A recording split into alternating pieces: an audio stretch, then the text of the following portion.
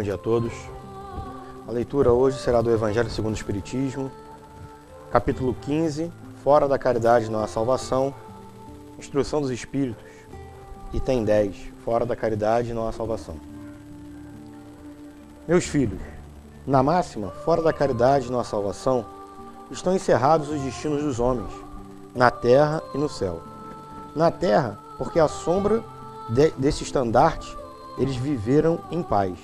No céu, porque o que houveram praticado, acharam graças diante do Senhor. Essa divisa e o facho celeste, a luminosa coluna que guia o homem no deserto da vida, encaminham para a terra de promissão. Ela brilha no céu como a auréola santa, na fonte dos eleitos. E, na terra, se acha gravada no coração daqueles a quem Jesus dirá: passai à direita, bendito de meu Pai. Recordai-vos, pelo perfume de caridade que espalham em torno de si. Nada exprime com mais exatidão o pensamento de Jesus. Nada resume tão bem os deveres do homem como essa máxima na ordem divina. Não poderia o Espiritismo provar melhor a sua origem do que representá-la como regra. Por isso é que o reflexo do mais puro cristianismo. Levando-a por guia, nunca o homem transviará. Dedicai-vos, assim, meus amigos, a investigar o sentido profundo e as consequências de descobrir-lhes por vós mesmos todas as aplicações. Submetei todas as vossas ações ao governo da caridade, e a consciência vos responderá. Não só ela evitará que pratiqueis o mal, como também fará que pratiques o bem. Porquanto, uma virtude negativa não basta, se é necessária uma virtude ativa. Para fazer-se o bem, mister sempre se torna a ação da vontade, para não se praticar o mal. Basta, as mais das vezes, a inércia e a despreocupação. Meus amigos, agradecei a Deus o haver permitido que pudesses gozar a luz do Espiritismo. Não é somente os que possuem hajam de ser salvos.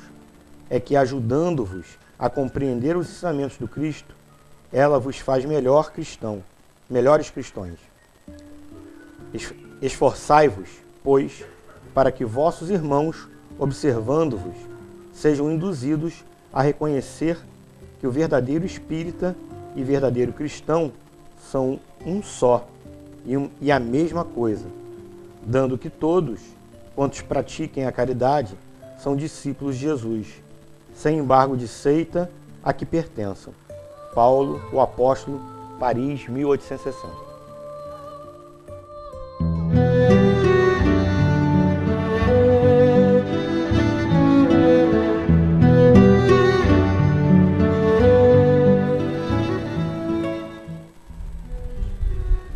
Senhor, a Ti rogamos, neste dia, que a Tua luz, a Tua paz, possa envolver e iluminar cada um de nós, para que esse encontro, esse momento contigo, onde hoje iniciamos em nossa casa um período onde relembramos e estudamos à luz do Teu mensageiro, Francisco de Assis, os ensinamentos que ele trouxe à época em que vinham de Ti, para compreender melhor o Seu Evangelho, para entender melhor o que Você nos trouxe. E nesse período, nesse mês, possamos então, Senhor, estar contigo, estar envolvido,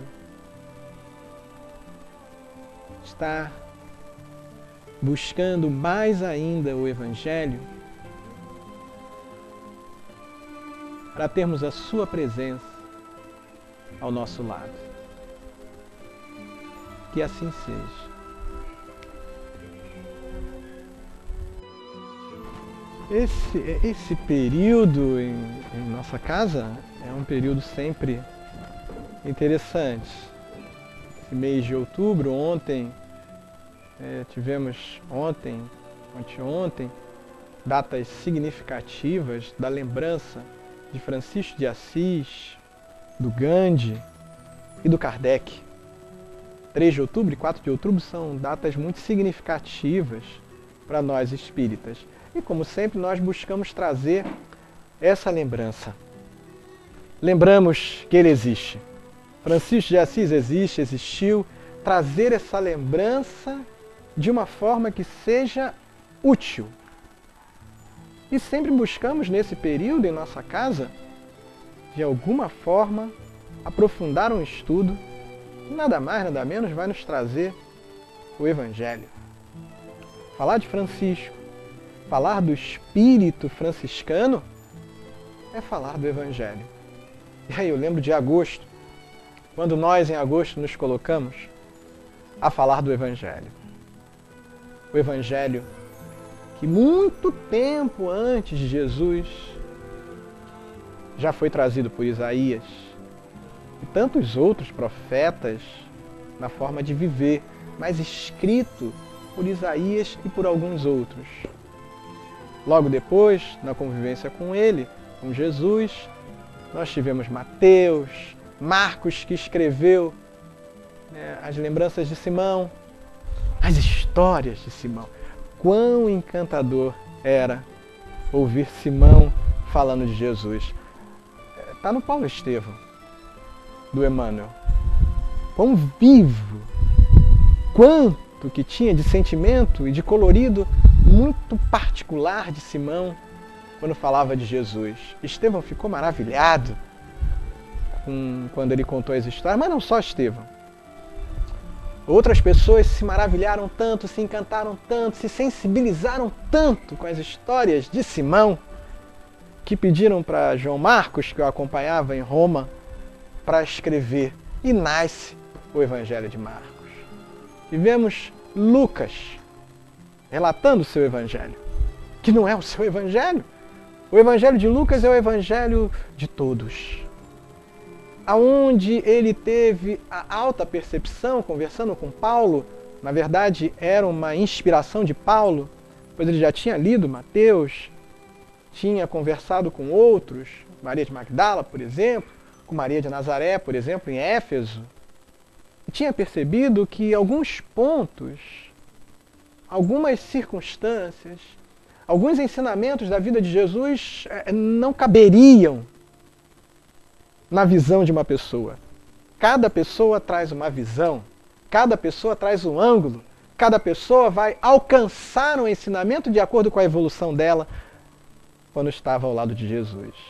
Mas mesmo não alcançando tanto ou alcançando, cada pessoa com a sua experiência vai trazer e contribuir para algo enriquecedor em cada um de nós, se quisermos aprender com Jesus. Pois é um fato, um momento, que a pessoa relata que teve com Jesus e enriquece a nossa existência. Nasce o Evangelho de Lucas, pois Paulo não tinha tempo, não teve tempo para escrever. Das vivências, das experiências dos outros sobre Jesus.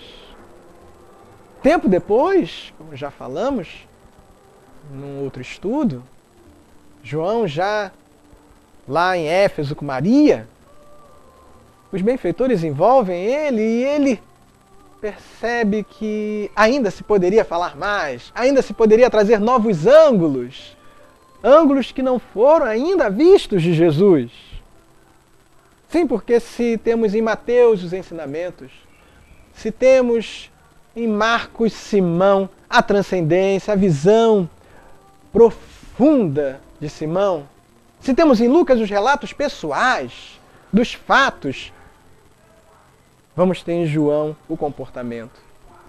E tanto maravilhava a forma e a visão de João, que eram únicos, pois cada pessoa é única também. Os evangelhos. Os evangelhos encantaram tantos e quantos. Tantos e quantos. Não somente naquele período, onde as pessoas liam os relatos e se sensibilizavam com esse homem que transcende a tudo e a todos, pela bondade, pela forma de ser, pela maneira de falar, pela maneira até de não falar. Tudo nele transcendia. E as pessoas se emocionavam. Mas o tempo passa. O tempo passa. E nós vamos ver já no período de 300, um dos grandes nomes do cristianismo precisando reencarnar. À época, Alexandria fermentava. Era necessário restabelecer o Evangelho. Como? Estamos em 300? Sim. Mas as pessoas copiavam, e muitas vezes quem copia aqui acrescentava um ponto. O outro começou a escrever ele próprio, que ele achava que era Jesus. Um outro que nunca tinha ouvido falar também começou a escrever do que outro falou uma hora e começou as distorções. Já estava difícil o Jesus puro, simples, humilde, que os primeiros que o acompanharam escreveram. Era necessário agora uma volta à base. É quando esse encarna e vai se chamar Orígenes e começa a fazer um trabalho de excelência, de trazer o Evangelho de volta à sua pureza. Já naquela época ele identifica distorções, versões que eram totalmente surreais uma com as outras, onde Jesus aqui é orgulhosíssimo e Jesus aqui é a humildade viva. Começa a explicar, a esclarecer e a escrever, não o Evangelho, traduções, onde se coloca mais claro o pensamento vivo dos primeiros que escreveram sobre Jesus. Mas o esforço foi apenas um esforço. Não pôde conter a onda que veio depois, na Idade Média, e que, de certa forma, descaracterizou muito o que os evangelistas trouxeram. O que fazer? Escrever novamente o Evangelho? Enviar um missionário das esferas mais altas para que se pudesse restabelecer a pureza de Jesus e dos seus ensinamentos? Não seria possível. Estamos no ano de 1200. A ignorância reina. Não vai ser possível. É necessário alguém que possa ser um evangelho vivo. Alguém que você olha e remete a Jesus. Porque ele é a bondade, e essa pessoa, ele faz o bem. Ele só fala no bem. Ele só busca o bem. É necessário que seja alguém que tenha escrito o Evangelho na alma. Não somente conheça o Evangelho, pois não é necessário falar do Evangelho apenas. É necessário ser o Evangelho. Você deve ser o livro aberto. É possível ler o Evangelho em você. É necessário ser dessa forma. Tem que ser esse o missionário para restabelecer as bases que estavam ali e nunca se perderam, mas que de certa forma estavam um pouco difíceis de se alcançar, de tanto que havia de distorção e traduções complicadas. É quando nasce Francisco de Assis. A tarefa, a missão, é das mais complexas. Era necessário trazer o mundo a Jesus. Como fazer isso? Se não vivendo o Evangelho, renascendo o Evangelho, permitindo que renascesse Jesus dentro das mentes e dos corações. Na época as pessoas só pensavam em guerra. Era guerra para lá, guerra para cá. O poder, o dinheiro, era o que movia e estabelecia as relações sociais, comerciais. A sociedade girava em torno disto. E Francisco nasce de um comerciante. Era a vida dele. Comerciante de panos, na época. Era um menino excêntrico. Era um menino excêntrico. Sim, porque quem faz algo que foge à normalidade é excêntrico, quando tem dinheiro. Quando não tem dinheiro é louco mesmo. Era um menino excêntrico. Excêntrico. Vejam só. Se tinha alguém que precisava de dinheiro, ele entregava o seu dinheiro todo, sem prestar atenção em praticamente nada. Então, se a pessoa estava precisando de algo, ele pegava todo o dinheiro que ele tinha no bolso e entregava. É ou não é uma excentricidade para uma época na Idade Média? Ele era uma pessoa muito excêntrica. As pessoas que sempre, amigos, necessitavam de algo, por exemplo, para um estudo, de alguma situação, para casa, ele não economizava. Nada. Era um gastador. Quem não conhecia Francisco em Assis era um gastador. Era um gastador. O pai mesmo sabia que não podia entregar dinheiro na mão dele, porque nunca voltava com dinheiro para casa. Era impressionante. Como sempre arrumava um motivo para gastar todo o seu dinheiro. E era de tal forma gastador que todos o reconheciam e gostavam dele. Mas ele gastava dinheiro com as necessidades dos outros. Aqui uma necessidade que seja alimentar, ali uma necessidade que seja educacional, ali uma necessidade que seja de vestimenta, ali uma necessidade que seja de abrigo. Francisco era um gastador, entre aspas. E era considerado excêntrico por causa disso. Todos aqueles que pediam ajuda a Francisco encontravam de imediato o auxílio. E era assim que ele vivia. Feliz. Grande a felicidade dele em fazer as pessoas felizes. Tinha esse estado íntimo em Francisco. Ele verificava quão feliz ele ficava em socorrer as pessoas para que elas ficassem felizes. A juventude passou assim e continuou dessa forma até aquele momento em que o pai de Francisco se colocou muito interessado que ele pudesse ser cavaleiro. E era, digamos assim, o que existia de mais importante e significativo à época. Garantir o futuro como um cavaleiro, uma pessoa de guerra. Francisco amava o pai.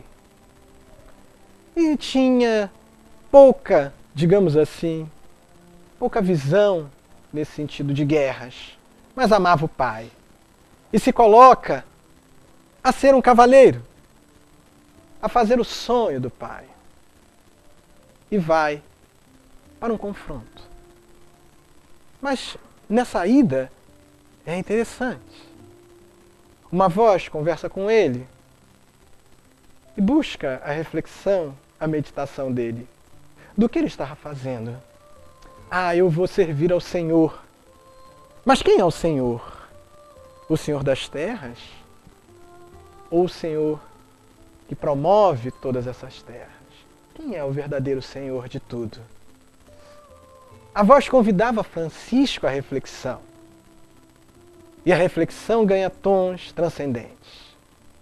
O caminho que ele estava seguindo, mesmo sendo o caminho do seu pai, não era o melhor caminho. Ele queria ver o pai feliz.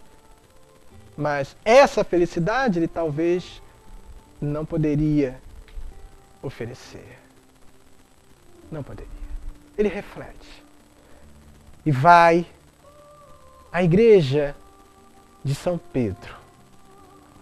Ele precisa encontrar respostas. E essas respostas ele vê claramente que está nas questões espirituais.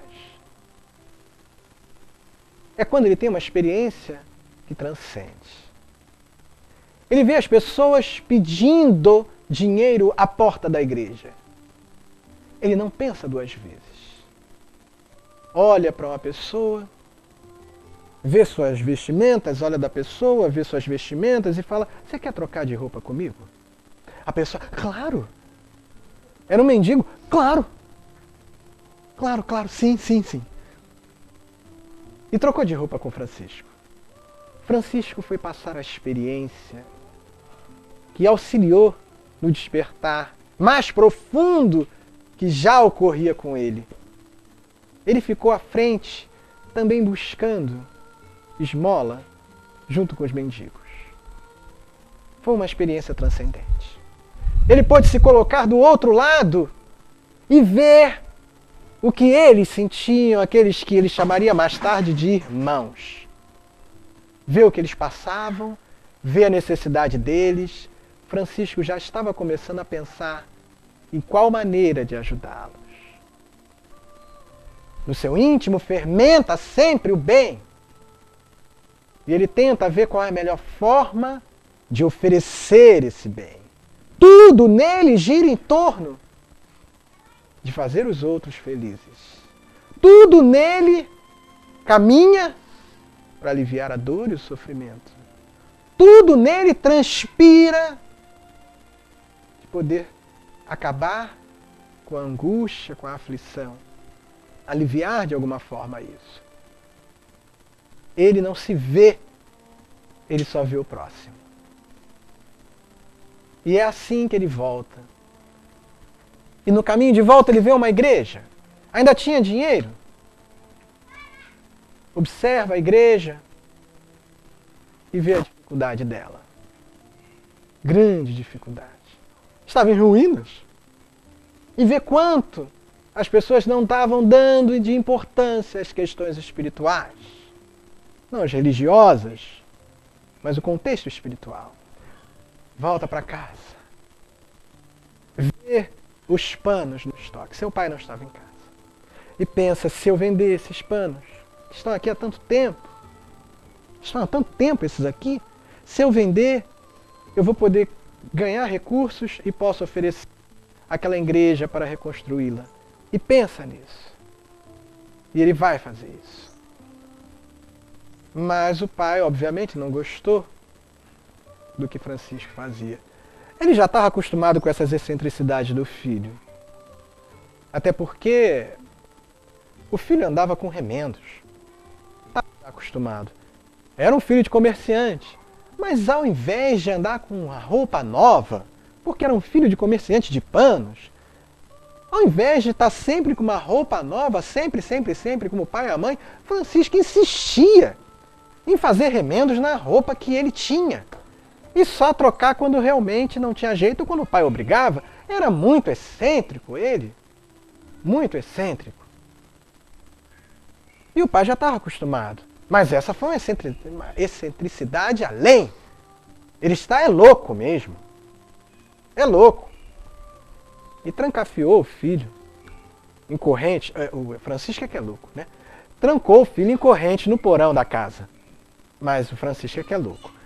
E trancou o filho em corrente, porque o filho pegou panos que estavam lá parados há muito tempo. Conseguiu vendê-los em outra cidade para conseguir ajudar algo que ele pensou que ia ser um grande bem a muitas pessoas. Porque quando voltava, quando ele estava voltando da viagem, ele viu um leproso. E esse leproso entrou na igreja. De imediato, Francisco transcende e entende tudo. Ele entrou naquela igreja. Porque se tentasse entrar em qualquer outra igreja, seria apedrejado. Os leprosos tinham que andar com um sino. Tinham uma margem de distância grande que eles tinham que manter da cidade. Se em algum momento tivesse que ir na cidade, tinha que ser com um sino para avisar que estavam chegando. Francisco entendeu a transcendência da questão. Eles queriam Jesus, sentiam falta de Jesus para aliviar a sua dor, o seu sofrimento, mas não tinha um local que pudessem ir. Não tinha ninguém que cuidasse deles, não tinha ninguém que oferecesse Jesus a eles. A ideia não era de reformar a igreja. A ideia, como sempre, era de fazer o bem.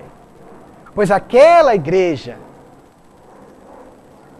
totalmente destruída, para eles, leprosos, era um santuário onde eles iam tentar rezar. Era o costume da época. De encontrar o fator espiritual no fator religioso. Era um costume da época. Natural, então, que Francisco se mova por esses tão afligidos, tão angustiados, tão atribulados. Natural.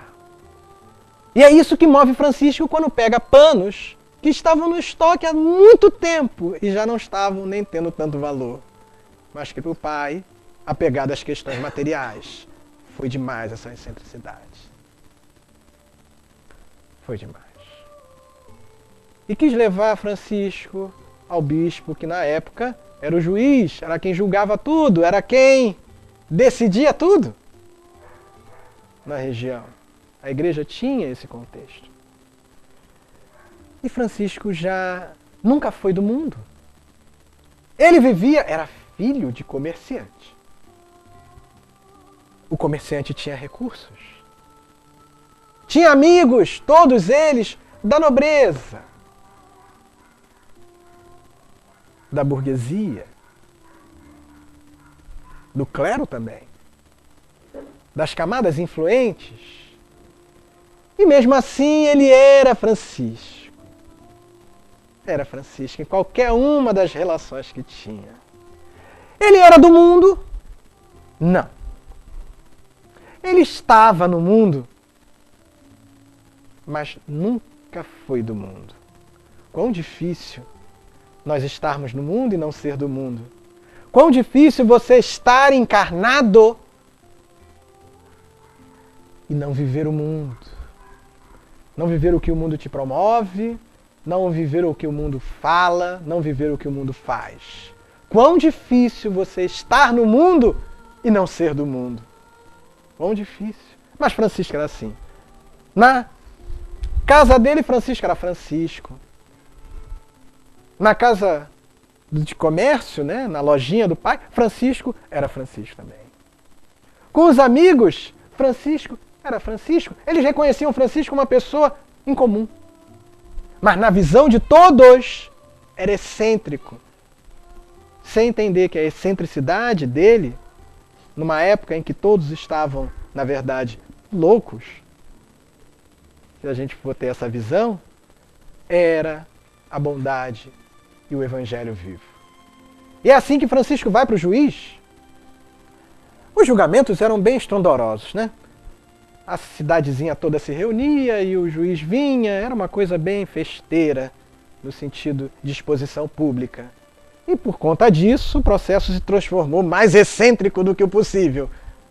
Porque Francisco colocou o coração dele para responder. O que já existia dentro dele, exteriorizava-se de várias formas e maneiras, foi se verbalizar.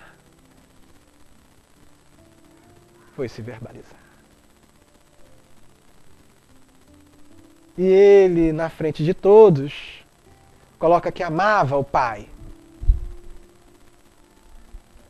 Mas amava muito mais o Pai de todos, que é Deus. Que não poderia jamais deixar de seguir o que Jesus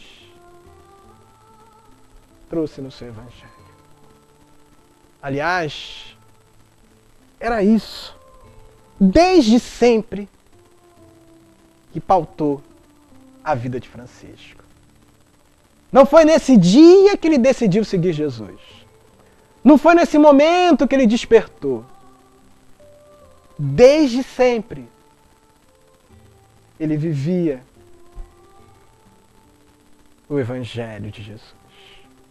Ali ficou claro para todo mundo o que era a excentricidade de Francisco. Ele ficou sem nada, só com um manto debaixo da roupa que eles usavam na Idade Média, que na Idade Média eles usavam umas 3 roupas, era um manto de baixo, um manto de cima, um outro manto por cima, era uma coisa. E aí ele ficou só com o de baixo, para não ficar sem nada. E o resto entregou de volta para o pai. O bispo entregou para ele umas coisas meio usadas que tinha, e ele passou a se colocar a fazer o bem. Agora ele pauta a vida dele 100% pelo Evangelho. Já não tem mais qualquer compromisso social. Então agora minha sociedade é Jesus. E ele vai àquela igreja abandonada. Totalmente abandonada.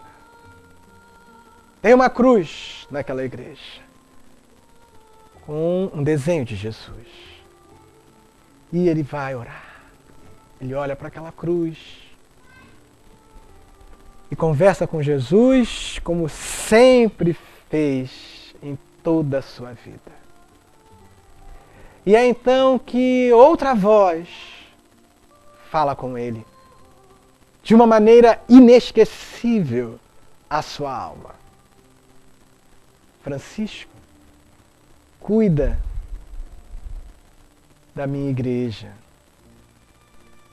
Não é a igreja física. Não é de forma alguma a igreja estabelecida pelos homens, que à época era a igreja católica. Não. A igreja que Jesus falava é aquela que ele estava, que era a casa dos leprosos. Era onde eles iam buscar Jesus. Francisco compreende e vai buscar reformar a casa de Jesus. Para reformar a casa de Jesus é necessário levar tijolo, material, e ele volta a Assis. Agora com mais louco ainda do que já era, para quem o vê, para buscar o que puderem entregar para ele, de pedras e tudo mais. Mas ele não quer que entregue tão somente. Se puder deixar que ele trabalhe, ele trabalha. Ele quer trabalhar para ganhar as pedras, areia e o que for. E é assim que ele começa a trabalhar aqui, trabalhar ali, aonde permitem trabalhar. E um ou outro vão e dizem, sensibilizados com aquele menino maluquinho, Francisco, pega aqui essas pedras, ó, sobrou Francisco, pega aqui, ó. Tadinho, tão maluco. E lá vai Francisco e vai, sozinho, reconstruir a igreja. E Francisco volta a Assis para buscar comida também, para trabalhar por comida. E as pessoas, umas se sensibilizam, dão algumas coisinhas, outras dão um trabalho para ele pegar as comidas, e ele pega a comida e vai para o Vale dos Leprosos. Vai para o Vale dos Leprosos. Ficava perto da igreja que estava destruída. E ele vai para lá e entrega o seu alimento a eles. A experiência de mendigo na porta da igreja de São Pedro é riquíssima para ele. Ele vai e entrega cada alimento que ele consegue a eles. Quando sobra algo, ele vai e come. Mas eles estão em frangalhos, estão doentes. É necessário conseguir algo para tratá-los. Pomadas, ungüentos, bandagens, o que for possível na postura da época. E Francisco vai e pega.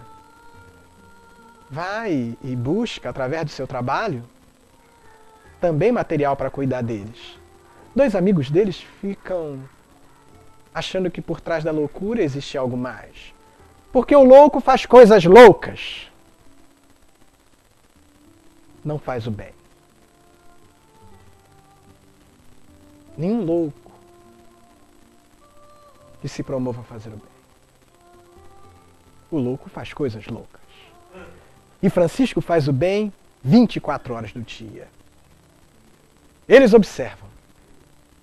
Bernardo Quintavalle e Pedro Catani observam. Francisco, vindo, pegando as coisas, trabalhando, indo para a igreja, indo para o vale. E observam a roupa de Francisco. É uma roupa parecida com a dos leprosos. Ele se veste como se fosse um deles. Há algo além, de transcendente nesse cenário. E vão até ele. Vão conversar com ele. Vão entender o que está acontecendo. O que acontece? O que você sente? Eram amigos dele na época em que Francisco era excêntrico. Agora que era louco de fato pelos habitantes, ainda continuavam sensibilizados com ele, o amavam, tinham saudade e perceberam que de fato ele não era louco. Francisco explica, conta, fala, relata a voz e eles não têm dúvida. Francisco não está louco. Louco estou eu, que não estou do lado dele fazendo a mesma coisa. E daquele dia não é mais um somente que se coloca a ajudar o vale, mas agora são 3 que se colocam a fazer o bem com Francisco. Passam 7 dias e uma pessoa do campo olha Bernardo Quintavalle, Pedro Catani, e se sensibiliza porque eles têm roupa de mendigo, mas estão felizes. Os mendigos usam a roupa, mas estão tristes, estão sofridos, estão em frangalhos. Eles estão andando para lá e para cá, felizes, sorridentes. Quem são vocês? Como assim? E Egídio conversa com eles e descobre que isso tudo que está ocorrendo é por conta de Francisco. Ele conhecia Francisco. Conhecia. Não de convívio, mas de ver. E é o quarto franciscano. É uma febre que contagia essa questão de loucura.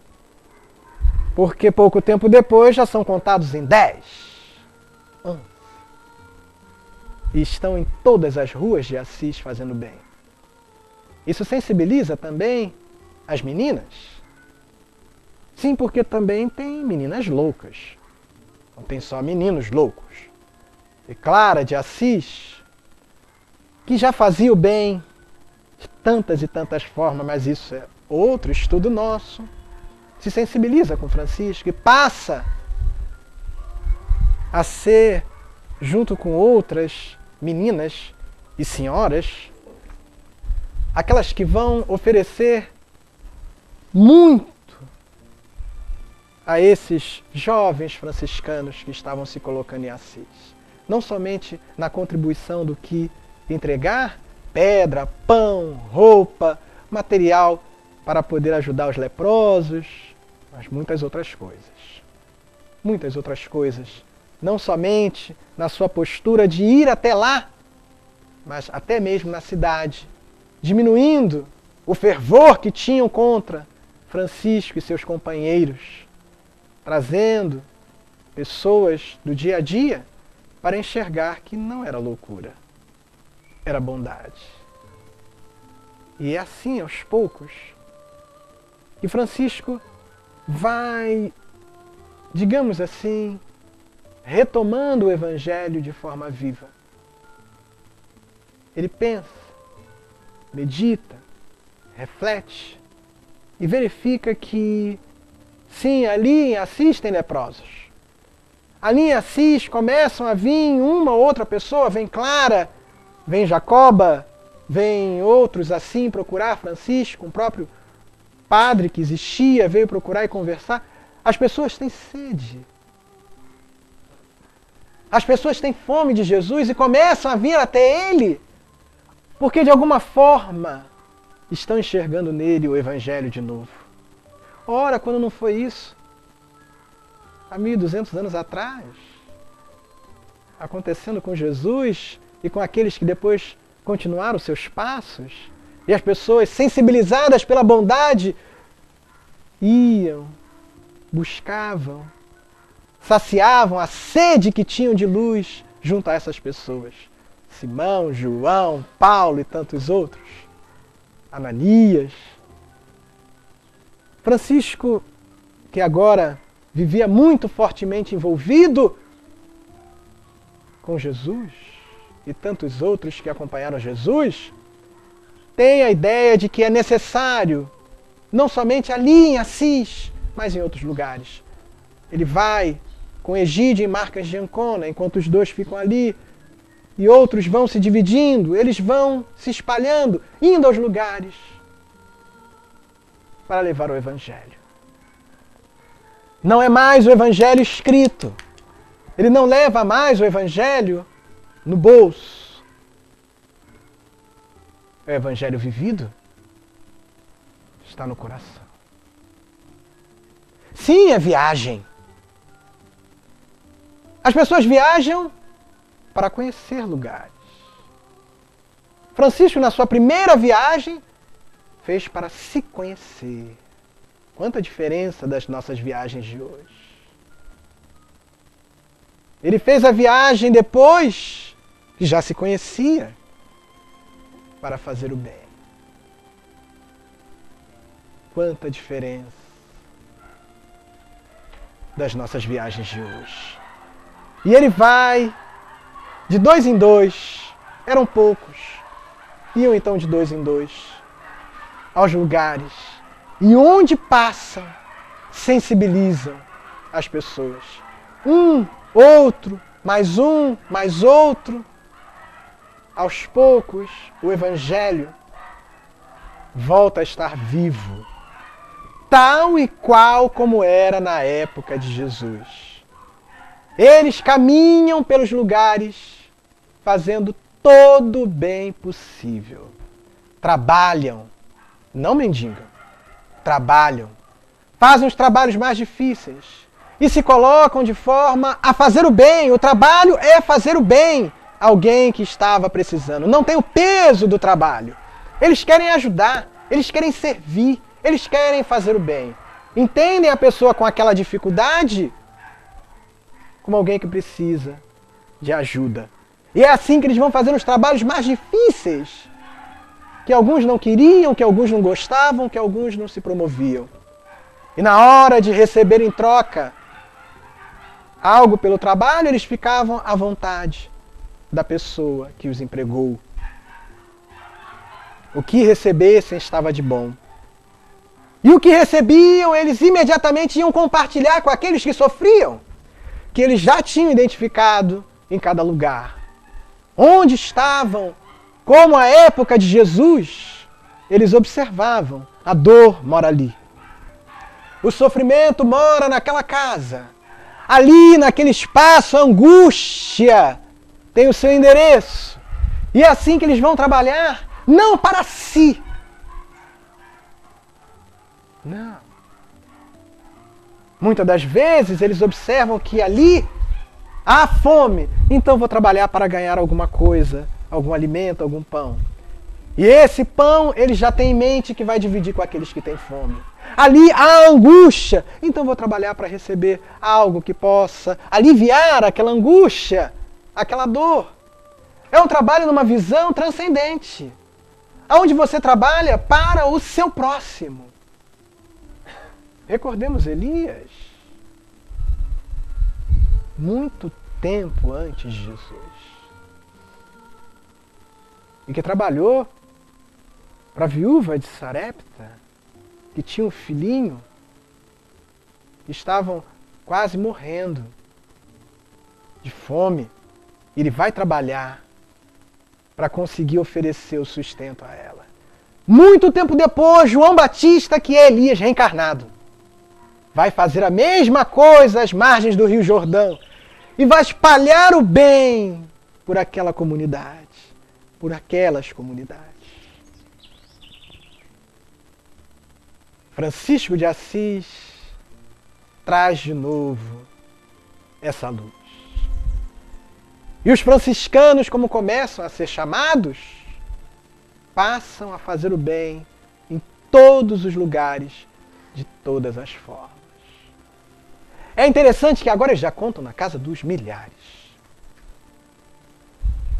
Já são perto de 3, 4, 5 mil franciscanos. Muitos. É o que dizem. Então é de se fazer uma reunião. Não era esse número todo a esse momento. Mas é de se fazer uma reunião ali às margens de Assis, fora da cidade. Para que fosse possível trazer uma certa organização. Era essa a preocupação depois de alguns anos. Francisco então pediu para que todos os franciscanos viessem de todas as partes, para que pudessem se organizar alguns pontos básicos, algo que eles estavam pedindo. É interessante que eles se reuniram perto de Assis, perto às margens. E nesse instante, do nada, a cidade começa a trazer comida para os franciscanos. Como é que ia se alimentar eles? Era na época quase realmente 1000, eram centenas. Como eles iam se alimentar? Como eles iam estar ali conseguindo ter o que precisavam para aquela reunião? Eles iam ficar uns 2, 3 dias falando. E é interessante que a cidade que achava Francisco louco, toda a cidade, sem saber explicar o porquê, cada um em sua casa. Não foi combinado. Não foi promovido por alguém falando, passando as ruas. Olha, os franciscanos estão com fome. Eles estão lá do lado de fora da cidade. Vamos fazer algo. Não. Na casa A, a pessoa se sentiu sensibilizada com a reunião que estava tendo e fez uma comida e levou para eles. Na casa B também, na casa C, na outra rua, na outra, na outra. Quando se viu, toda a cidade estava se movimentando para levar alimento de manhã, de tarde, de noite aos franciscanos durante todos os dias do evento. Uma onda de fraternidade envolveu Assis. Uma onda de bem pela reunião das pessoas de bem que estavam ali. Um mar de luz envolveu Assis. E as pessoas envolvidas nesse mar de luz se colocaram a fazer o bem a eles. São fatos interessantes da história de Francisco. Há outros também muito interessantes, como algumas vezes quando ele passava na estrada, conversando com as pessoas aqui e ali do Evangelho, e tinha muitos animais. Aquela época, Assis, Perusa, as cidades em que eles viajavam ali na Itália, as estradas com muitos animais, muitos pássaros. E era comum, quando Francisco estava em algum lugar, os animais se aproximarem dele. Mas teve um que foi muito curioso, porque existiam muitos pássaros no local. E Francisco, de imediato, percebeu o que ia acontecer. Então, antes que os animais viessem a ele, porque ele tinha, pelo fator da sua energia, da sua bondade, o magnetismo dele causava uma atração muito forte aos animais, aos pássaros, a todo tipo de animal. Então, onde ele estava, os animais como que eram atraídos para a presença dele. Então, ele se adiantou, foi para perto dos animais e começou a falar com os seus ali mesmo, para que não ficasse visível essa busca dos animais pelo Francisco. Mas, de qualquer forma, ficou sempre a fama de que os animais o amavam. Tanto que hoje ele é considerado, o patrono dos animais. Mas um fato muito singular foi o lobo, que atormentava a cidade, os arredores da cidade, e Francisco passava pela cidade e conversaram com ele se ele não poderia falar com o lobo, já que ele era tão afeiçoado dos animais. Francisco, sempre querendo ajudar, foi lá e teve a conversa de louco dele. Falou: seu lobo, por que você está fazendo isso com eles, seu lobo? Eles estão assustados com você. Não faça isso. A conversa era de louco para quem está vendo dessa forma. Francisco, através do magnetismo dele, sensibilizou até o lobo. E reza a tradição que a cidade cuidou do lobo até o desencarne dele.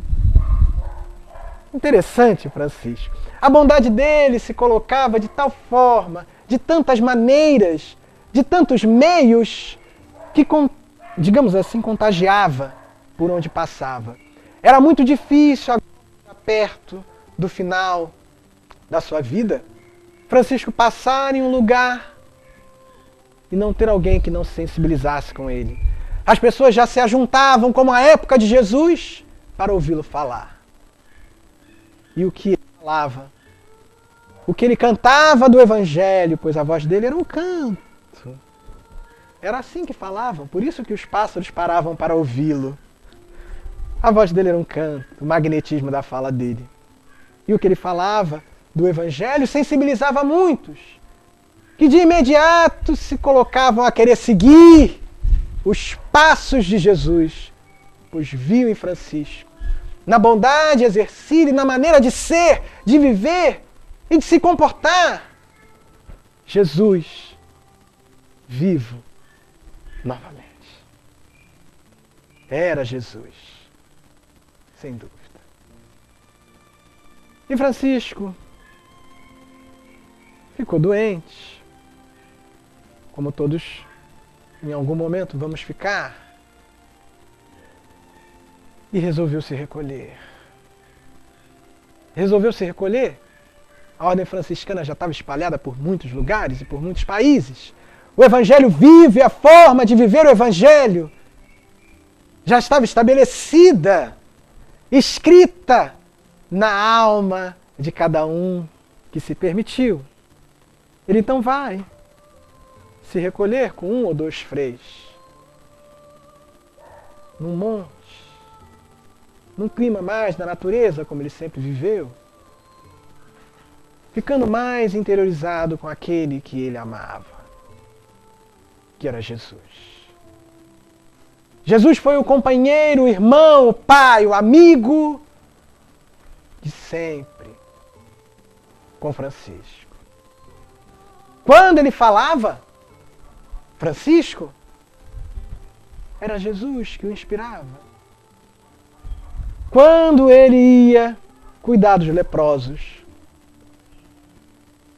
era Jesus que estava ali com ele cuidando. Quando ele levava algo àquela casa angustiada, era Jesus quem o acompanhava. Quando ele falava com os franciscanos, era Jesus quem o inspirava.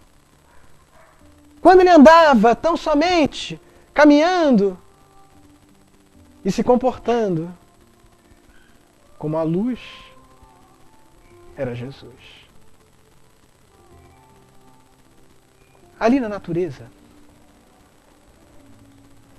de tal forma, essas energias começaram a falar alto em Francisco, que como uma marca, suas mãos, seus pés, surgiram as marcas da crucificação de Jesus. Não era algo possível de não se ver. Eram marcas como um sinal, como nós temos, não dessa forma, em nosso corpo. Todo mundo vê o sinal. Mas eram sinais de Jesus. Não era possível não se ver. Francisco tentou de todas as formas possíveis ficar isolado para que essas marcas não ficassem visíveis. Tentou de todas as formas possíveis conter essas impressões suaves. Nunca causaram dor. Nunca sangraram. Nunca fizeram qualquer mal. suaves. Muito suaves. Tentou de todas as formas não serem visíveis. Mas ele adoeceu mais. Adoeceu dos olhos. Era necessário, como o costume da época, cuidar. Não tinha médicos, tinha pessoas que tentavam, de certa forma, ajudar os outros com os recursos que tinham. E ele tinha que se tratar. E Francisco volta à cidade. As crianças correm. Os adultos exultam. Os jovens se felicitam. E todos veem as marcas. É visível. E é impressionante que todos associam a Jesus. É a primeira vez. É a primeira vez que um dos que mediunizou Jesus, foi médium de Jesus, que trouxe Jesus através da mediunidade, traz pelas suas características as marcas de Jesus. É a primeira vez. Porque de tal forma Jesus viveu em Francisco, de tal forma Francisco vivia em Jesus, de tal forma era essa interação que ficou impresso no organismo físico de Francisco, o corpo espiritual de Jesus. Todos agora ouviam, não mais como louco, que já não via há muito tempo, mas agora era o santo. Na verdade, o caminho que ele empreendia desde aqueles dias lá da juventude era o caminho santo. Buscar o bem, pensar no bem, sentir o bem, agir no bem, em tudo pautar o seu próximo, o bem dele, em tudo respirar e buscar o quanto vai fazê-lo feliz, o quanto ele precisa para ser feliz, viver sobre esse aspecto, sentir a vida dessa forma. É Jesus. Francisco era Jesus novamente encarnado. Não era a reencarnação de Jesus, mas trazia novamente Jesus vivo, andando conosco, para quem quisesse e tivesse olhos para enxergar. E eles tiveram ao final da vida. Francisco não é mais Francisco, é São Francisco. Como o costume da época, era um santo homem. E tinha, sem sombra de dúvida, Jesus em seu coração, em sua mente. É o Evangelho vivo. Começa, inicia uma nova era na humanidade. Não mais dos relatos escritos. Não mais. Porque eles podem ser deturpados. Agora a proposta é de Evangelho vivo, onde Jesus vive em nós. E não somente ao redor de nós. Voltamos à época dos profetas, onde o Evangelho não era escrito em palavras, mas em luz, nas ações, no comportamento, na postura de cada um que era médium de Jesus antes de Jesus nascer. Elias, Eliseu, Isaías, Jeremias, Amós, Miqueias, Moisés, os médiuns e outros tantos de Jesus. O Evangelho vivo veio para ficar. Desde Francisco, não parou mais. Mas e também nós vamos conhecer mais um desses franciscanos, Antônio de Pádua, que veio para ser também um evangelho vivo. Muita paz a todos. Agradecer a Ti, Senhor, nesses dias onde por vezes tão distantes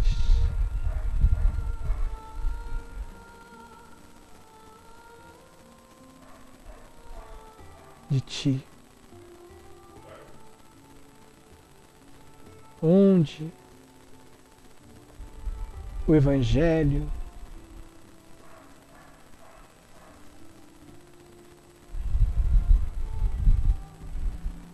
é deixado às margens do dia a dia, onde o mundo, com as suas ilusões, com os seus apelos, sufoca os teus ensinamentos.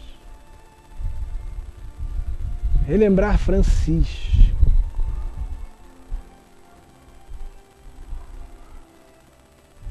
trazê-lo à atualidade dos nossos dias, é trazer você para o nosso lado.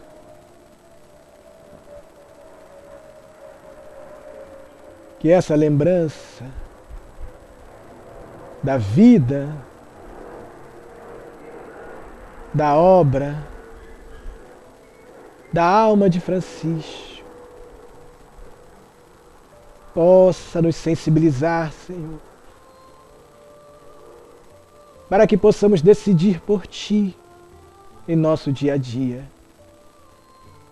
Que como naqueles dias, a dor, o sofrimento ainda continuam a fazer filhos do Calvário por todos os cantos. E somente envolvidos contigo, irmanados no mesmo sentimento e no ideal de servir, de buscar enxergar o nosso próximo como aquele a quem mais amamos e promover então a sua felicidade, aliviando, socorrendo, balsamizando, alimentando a sua alma com a sua luz. Somente assim, Senhor, é que vamos conseguir transpassar a matéria, o mundo e adentrar a porta estreita que você há tanto tempo nos convida para a redenção de cada um de nós. E Francisco,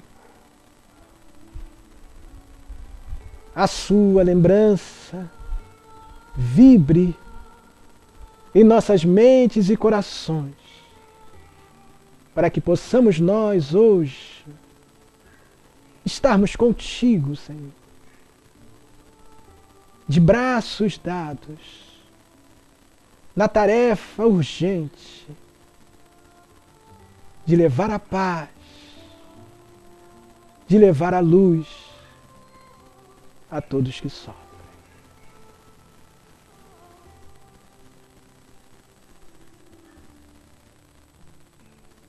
E assim seja.